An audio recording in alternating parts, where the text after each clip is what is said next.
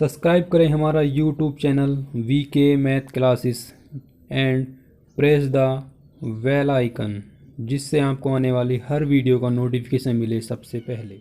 Hello friend, मैं हूं विनीत कुमार। स्वागत है आपका मेरे YouTube channel VK math classes में। आज मैं आपको बायोलॉजी के अगले टॉपिक यानी कि जुड़वा बच्चे कैसे उत्पन्न होते हैं उसके बारे में बताऊंगा। इससे पहले मैंने एक वीडियो और बनाई थी, उसमें मैंने आपको बताया था कि बच्चों में लिंग निर्धारण किस प्रकार से होता है। अगर आप उस वीडियो को देखना चाहते हैं तो मेरे चैनल की प्लेलिस्ट में जाकर देख सकते हैं, या उसका लिंक आपको डिस्क्रिप्शन बॉक्स में मिल जाएगा। अगर आप कक्षा 12 की सब्जेक्ट मैथ की या फिजिक्स की वीडियो देखना चाहते हैं तो उनका लिंक भी आपको डिस्क्रिप्शन बॉक्स में मिल जाएगा, या उन्हें आप मेरे चैनल की प्लेलिस्ट में जाकर भी देख सकते हैं। तो आइए शुरू करते हैं आज का टॉपिक। आज का हमारा टॉपिक है कि जुड़वा बच्चे कैसे उत्पन्न होते हैं और ये कितने प्रकार के होते हैं। तो जुड़वा बच्चे को पढ़ने से पहले हम पढ़ेंगे कि साधारण बच्चे होते हैं वो किस तरह से उत्पन्न होते हैं।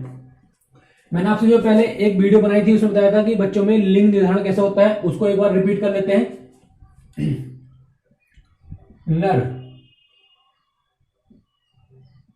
नर यानी कि पुरुष और मादा यानी कि स्त्री। तो नर से तो बनता है नर युग्मक। नर से नर युग्मक बनता है, जिसे हम बोलते हैं शुक्राणुओं का निर्माण होता है। शुक्राणुओं का निर्माण होता है नर युग्मक में।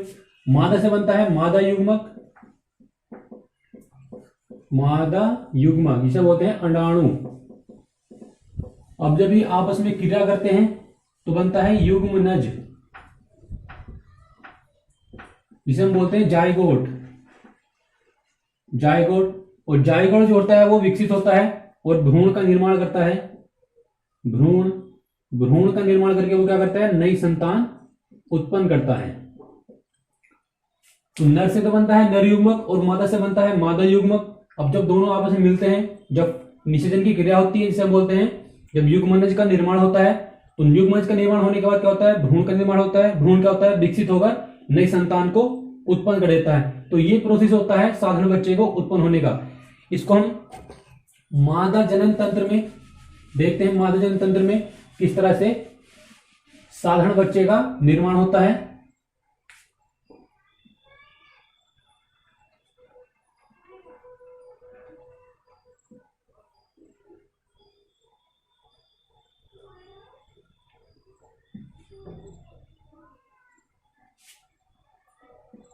यह है मादा जनन तंत्र।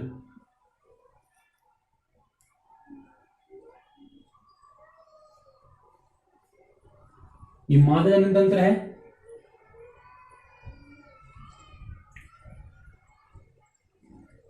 इसको हम बोलते हैं गर्भाशय। इंग्लिश में बोलते हैं यूट्रस। यहां होता है अंडाशय, जहां होता है अंडाणुओं का निर्माण। अंडाशय बोलते हैं ओवरी। यहां पर क्या होता है, अंडाणुओं का निर्माण होता है। ये होती है गर्भाशय ग्रीवा, जिसे हम गर्भाशय की दीवार भी कहते हैं, गर्भाशय ग्रीवा।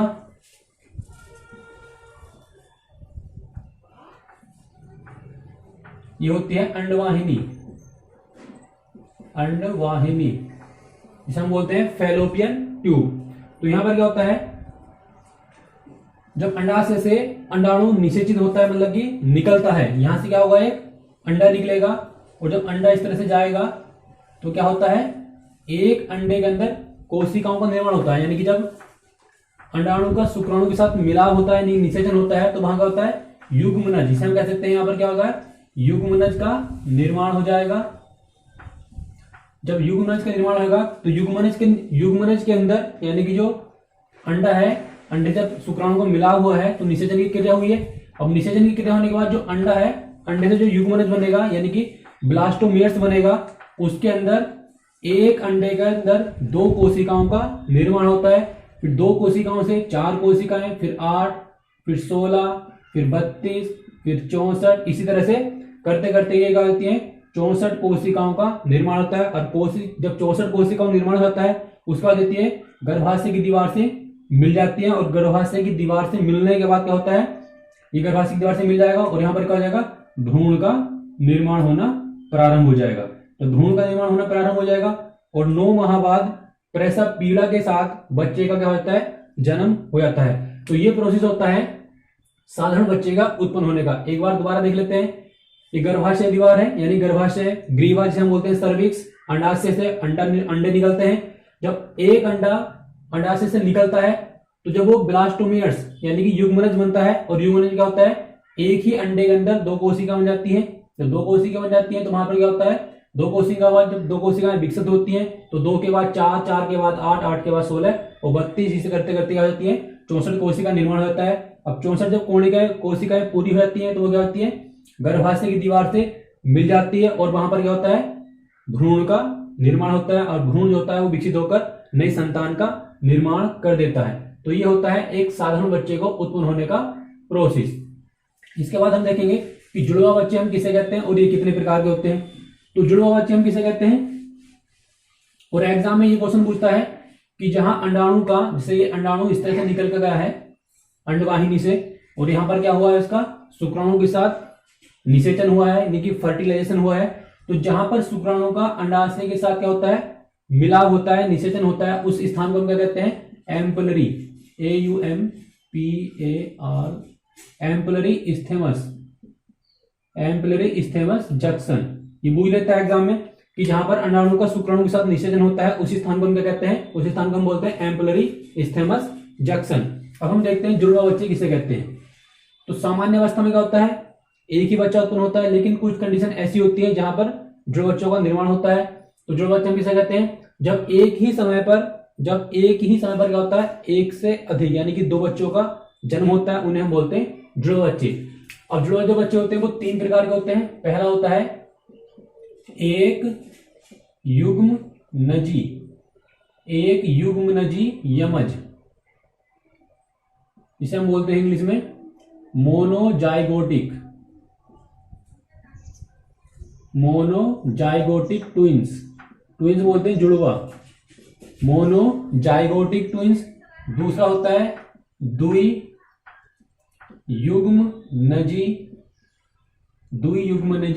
यमज, जिसे हम बोलते हैं डाइजाइगोटिक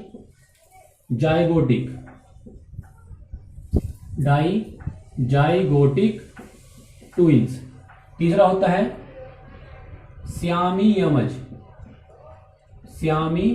यमज, जिसे बोलते हैं सिमेंस ट्विंस। जो बच्चे होते हैं वो 3 प्रकार के होते हैं। पहला है एक युग्मनजी यमज, दूसरा है द्वियुग्मनजी यमज, और तीसरा होता है श्यामी यमज। अब हम एक एक करके इनके बारे में पढ़ेंगे। तो सबसे पहले हमारा पॉइंट है वो है एक युग्मनजी यमज। अब एक युग्मनजी यमज यानी कि मोनोजाइगोटिक ट्विंस कैसे होते हैं, तो इनका हम मादा जनन तंत्र बनाकर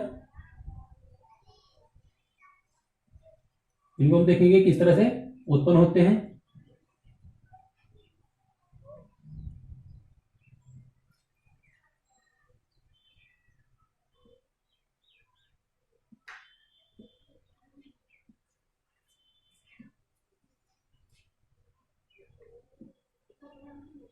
यह है मादा जनन तंत्र। यहां से क्या होते हैं, अंडे निषेचित होते हैं, यानी यहां से क्या होंगे, अंडाशय से अंडे निकलेंगे। जब एक अंडा निकलता है और यहां पर क्या होता है, युग्मनज का निर्माण होता है। मैंने आपको पहले बताया था वीडियो के पार्ट 1 में, जब मैंने आपको बताया था कि लिंग निर्धारण कैसे होता है, XX और XY ये गुणसूत्र होते हैं। माने मनुष्य के अंदर यानी मादा हो या पुरुष हो, उनके अंदर क्या होते हैं, 46 गुणसूत्र होते हैं। अब 46 को हम क्या कह सकते हैं, 46 को हम कहते हैं 23 जोड़ी। तो 23 जोड़ी कुल को क्या होते हैं, गुणसूत्र होते हैं। अब 23 में से क्या होते हैं, 44 जो गुणसूत्र होते हैं, यानी कि बाह्य जोड़ी जो गुणसूत्र होते हैं वो स्त्री और पुरुष में क्या होते हैं, बराबर बराबर होते हैं, जिन्हें हम समजात गुणसूत्र या दैहिक या कायिक गुणसूत्र भी कहते हैं। अब जो 2 अलग होते हैं XX और XY, इन्हें हम बोलते हैं लिंग गुणसूत्र, जिनके कारण क्या होता है, बच्चे में लिंग निर्धारण होता है। 24 जो है मतलब कि 44 जो है वो क्या दोनों में समान है, मादा में और नर में। जो XX और XY है ये क्या करते हैं, बच्चे में लिंग का निर्धारण करते हैं कि बच्चा होने वाला जो बच्चा होता है वो नर होगा या मादा होगा। अब इसके बाद क्या करना है, अगर 46 गुणसूत्रों की संख्या घटती या बढ़ती है तो क्या होता है, उनमें आनुवांशिक विकार यानी कि आनुवांशिक रोग उत्पन्न हो जाते हैं। उसके बारे में आपको एक वीडियो और बनाऊंगा कि आनुवांशिक विकार क्या होते हैं, कि 46 की जगह अगर 45 गुणसूत्र हो जाए या 47 गुणसूत्र हो जाए तो उनमें क्या होते हैं, आनुवांशिक रोग उत्पन्न हो जाते हैं। तो इसमें क्या होता है, यह नर मतलब मादा के अंदर क्या होते हैं, एक्स एक्स गुणसूत्र होते हैं, पुरुष के अंदर क्या होते हैं, एक्स वाई गुणसूत्र होते हैं। तो यहां पर क्या होता है, अर्धसूत्री विभाजन होता है, एक्स एक्स और एक्स एक्स, ये भी कहा जाएगा अलग अलग हो जाएगा। इसमें क्या होगा, अर्धसूत्री विभाजन होगा, तो ये हो जाएगा एक्स और ये हो जाएगा वाई। यहां पर होता है अर्धसूत्री विभाजन। जब अर्धसूत्री विभाजन होता है तो गुणसूत्रों की जो संख्या होती है वो क्या होती है, आधी आधी हो जाती है। अब ये वाला जब एक्स वाला इस वाले से निषेचित होगा तो यहां बन जाएगा एक्स एक्स, तो उत्पन्न होने वाली जो संतान होगी वो क्या होगी, एक मादा। फिर एक्स वाला जब वाई वाले से निषेचित होगा तो हो जाएगा एक्स वाई, तो उत्पन्न होने वाली जो संतान होगी वो क्या होगी, नर होगी। फिर ये इसी तरह से अगर ये वाला एक्स इस वाले एक्स से क्या होगा, निषेचित होगा तो क्या बन जाएगा, एक्स एक्स, तो हो जाएगा मादा। फिर एक्स वाला जब वाई से मिलेगा तो ये बन जाएगा एक्स वाई यानी कि नर। तो साधारण अगर हम देखा जाए तो उसमें क्या होता है, 50% चांस होते हैं मादा उत्पन्न होने के और 50% होते हैं नर उत्पन्न होने के। तो यहाँ पर क्या होता है, अर्धसूत्री विभाजन होता है। तो अर्धसूत्री विभाजन में क्या होता है, जो गुणसूत्रों की संख्या होती है वो क्या होती है, आधी आधी हो जाती है। तो हम देख रहे थे कि हमारा एक युग्मनज यमज में क्या होता है, इसमें ट्विंस का यानी कि जुड़े बच्चों का कैसे उत्पन्न होते हैं। तो जब साधारण भाषा में, जब साधारण अवस्था में अंडाशय से क्या होता है, एक ही अंडा निकलता है। जब एक अंडा निकलेगा और वो क्या होगा, शुक्राणु के साथ निषेचित होगा यानी कि फर्टिलाइजेशन होगा, तो उसमें क्या होता है, यहां पर तो क्या आ जाएगा इस अंडे का, अगर मान लो यहां से n 2n, यहां से जो अंडा निकलेगा उसके अंदर क्या गुणसूत्र की संख्या 2n होगी यानी कि 46 होगी। जब 46 होगी और अर्धसूत्री विभाजन होता है, जैसे यहां पर हमने मान लिया कि यहां पर क्या है 2n है, उसमें भी क्या है 2n है। तो जब अर्धसूत्री विभाजन होगा तो यहाँ क्या हो जाएगा n और यहाँ भी हो जाएगा n। तो जब n और n मिलेंगे तो वह क्या हो जाएगा 2n हो जाएगा। तो यहाँ क्या हो जाएगा, ये एक युग्मनज बन जाएगा। जब युग्मनज हो जाएगा तब ये आगे ब्लास्टोमेट्स बनाएगा। तो एक ही अंडे के अंदर क्या होता है, दो कोशिकाएं हो जाती है और दो कोशिकाएं क्या होती है, वो अलग अलग ब्लास्टोमेट्स का निर्माण करती हैं, जिससे दो अलग अलग कोशिकाओं का हो जाता है निर्माण। यानी कि एक ही से क्या होता है, दो का अलग अलग निर्माण हो जाता है। तो इनके अंदर क्या होंगे, दो होंगे, ये भी क्या होंगे, दो होंगे। दो के बाद चार, ऐसे ये भी 4 बन जाएगा, ये 8 बन जाएगा, तो ये भी क्या हो जाएगा 8 हो जाएगा, ये हो जाएगा 16 और ये हो जाएगा 16। यानी कि 2 के बाद 4, 4 के बाद 8, 8 के बाद 16। इसी तरह से करते करते क्या होता है, ये 64 कोशिकाओं का निर्माण करता है और 64 कोशिकाओं के निर्माण के बाद क्या होता है, ये गर्भाशय की दीवार से जुड़ जाता है और वहां पर क्या होता है, भ्रूण का निर्माण होता है। तो एक जो बच्चा होगा, मतलब एक जो भ्रूण होगा वो इधर गर्भाशय की दीवार से जुड़ जाएगा और जो दूसरा होगा वो क्या हो जाएगा, इधर वाली साइड में गर्भाशय की दीवार से जुड़ जाएगा और यहाँ पर क्या हो जाएगा, भ्रूण का निर्माण होना शुरू हो जाएगा। और 9 माह के बाद क्या होता है, प्रसव पीड़ा के साथ बच्चों का जो होता है वो जन्म हो जाता है। अब इनसे जो उत्पन्न होने वाले बच्चे हो सकते हैं, या तो वो नर नर होंगे या मादा मादा होंगे, मतलब समरूप भी हो सकते हैं या अलग अलग भी हो सकते हैं। हम इसके बारे में पक्का कुछ नहीं कह सकते क्योंकि ये उत्पन्न होने वाली संतान होगी वो नर भी हो सकती है, मादा भी हो सकती है, नर और मादा दोनों भी हो सकती है। इस प्रोसेस को एक बार और समझ लीजिए। एक युग्मनज यमज यानी कि मोनोजाइगोटिक ट्विंस किस तरह से उत्पन्न होते हैं। साधारण जो बच्चा होता है उसमें क्या होता है, अंडाशय से एक अंडा निकलता है, अंडाशय से क्या होगा, एक अंडा निकलेगा और एक अंडे से जब शुक्राणुओं का मिलाप होता है या निषेचन होता है तो वहां पर क्या होता है, एक ब्लास्टोमेट्स का निर्माण होता है और एक ब्लास्टोमेट्स का होता है वो अलग अलग कोशिकाओं को निर्माण करता है, जिससे पहले बनता है 2 कोशिकाएं, 2 के बाद 4, 4 के बाद 8, 8 के बाद 16, फिर 32, फिर 64 कोशिकाओं के निर्माण होने के बाद क्या होता है, वो गर्भाशय की दीवार से जुड़ जाता है और एक साधारण बच्चा उत्पन्न हो जाता है। लेकिन एक युग्मनज यमज में क्या होता है, यहां से तो एक ही अंडा निकलेगा, लेकिन क्या होता है इसके अंदर गुणसूत्र की संख्या कितनी होगी, 46 ही होगी। अब यहाँ पर क्या होता है, इसका अर्धसूत्री विभाजन होता है तो वहां पर क्या होता है, गुणसूत्रों की संख्या हो जाती है आधी आधी।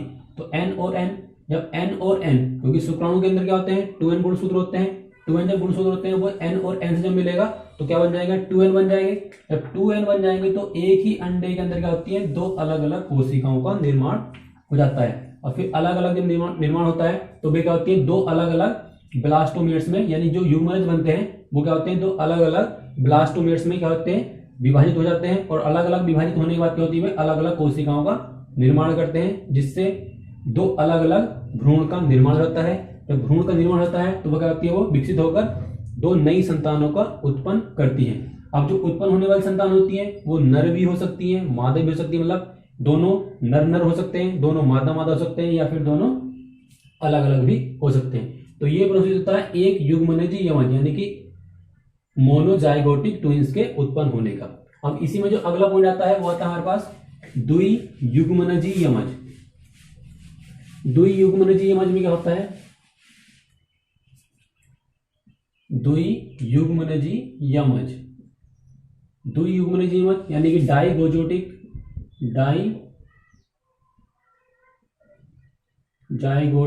ट्विंस, डाइगोटिक ट्विंस क्या होते हैं। अब मैंने आपको बताया था कि साधारण बच्चे के बारे में बताया है, और एक युग्मनजी यमज वाले जो बच्चे होते हैं वो किस तरह से उत्पन्न होते हैं।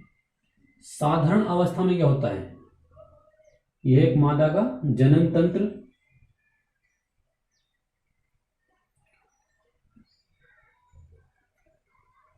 यह एक मादा जनन तंत्र,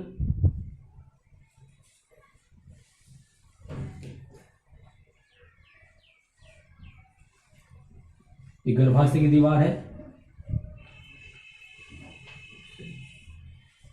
तो साधारण अवस्था में क्या होता है, साधारण अवस्था में जब साधारण बच्चा पैदा होता है, उत्पन्न होता है, तो अंडाशय से केवल क्या होता है, एक ही अंडे का यानी एक ही अंडा निकलता है। लेकिन द्वियुग्मनजी यमज में क्या होता है, एक ही अंडाशय से क्या होता है, दो अंडों का निषेचन होता है, यानी कि दो अंडे क्या होते हैं, निकलते हैं।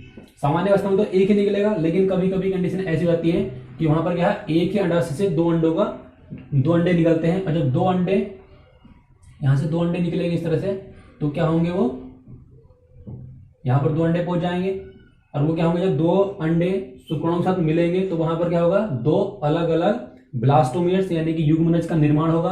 और जब दो अलग अलग ब्लास्टोमियर्स का निर्माण होता है तो वो क्या होता है, अलग अलग कोशिकाओं का निर्माण हो जाता है। इस तरह से ये हो जाएगी दो कोशिकाएं, दो के बाद चार हो जाएंगी, चार के बाद आठ के बाद 16। तो साधारण अवस्था में क्या होता है, केवल अंडाशय से एक ही अंडा उत्पन्न निकलता है। लेकिन द्वियुग्मनजी यमज में क्या होता है, एक अंडाशय से दो अंडे निकलते हैं। जब दो अंडे दोनों अलग अलग शुक्राणु से मिलते हैं तो क्या होता है, हमारे पास वहां पर दो संतानों का जन्म होता है। तो ये जो अंडे हैं विकसित होंगे और 64 कोशिकाओं में क्या हो जाएंगे, विभाजित हो जाएंगे। तो यहाँ पर क्या हो जाएगा, दो अलग अलग भ्रूणों का निर्माण हो जाएगा। जब दो अलग अलग भ्रूणों का निर्माण होगा तो वहां पर क्या, दो संतानें उत्पन्न होंगी।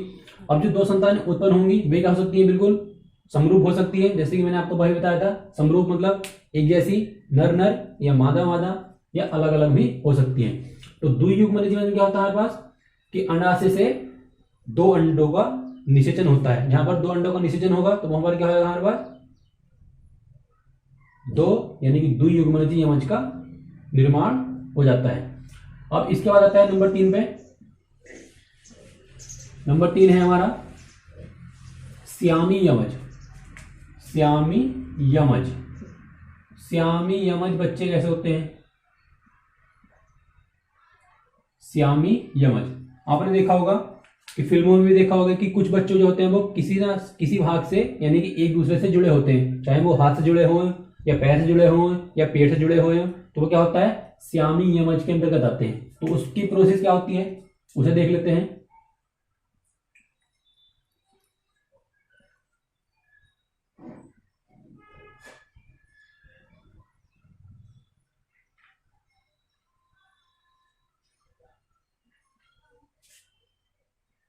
श्यामी यमज में क्या होता है,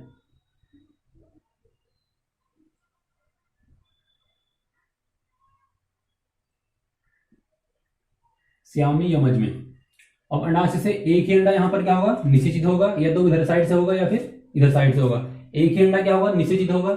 निषेचित होने के बाद जब वो अंडाणु से यानी जब वो शुक्राणु से मिलता है, जब यहां पर हमने क्या मान लिया, वो शुक्राणु से मिलेगा और युग्मनज का निर्माण होगा, तो वहां पर क्या होते हैं, जो ब्लास्टोमियर्स होते हैं वो अलग अलग विभाजित न होकर वो एक ही अंडे के अंदर दो अलग अलग कोशिकाओं का निर्माण करते हैं। यानी कि एक ही अंडे के अंदर दो अलग अलग कोशिकाएं, यानी कि एक अंडा है तो एक अंडा ये हो जाएगा और एक अंडा ये हो जाएगा।